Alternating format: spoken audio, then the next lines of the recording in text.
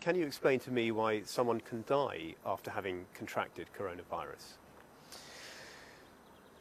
What we know is that primarily the coronavirus causes respiratory failure.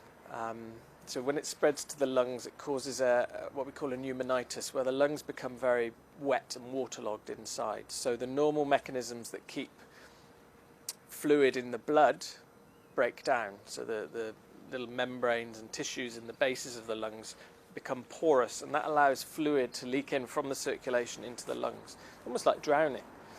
One of the things we provide with the ventilators is we can provide pressure which pushes some of that fluid out and helps to keep the lungs open.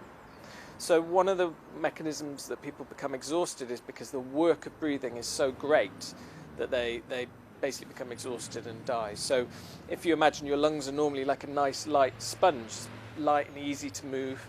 If you've ever pulled a sponge out of a bucket of water, you know how heavy and wet a sponge can become. It's exactly the same thing. If your lungs are absolutely sodden, then it's very, very difficult to breathe. And what happens over time is people's oxygen levels fall, the levels of carbon dioxide, which is a gas you normally breathe out, rise in the blood. That makes you even more drowsy. It has a narcotic effect. And then people will slowly develop worsening respiratory failure, and eventually they'll become unconscious and their breathing will get more shallow and they will die. So that's what would happen if you were left alone.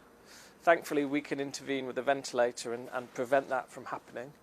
But the deaths vary from multi-organ failure, which is basically a progressive shutdown of all the different organs, including your kidneys, your circulation, failure of your liver, as well as your lungs. So we've seen that. But we also see patients who develop a thing called a myocarditis lately.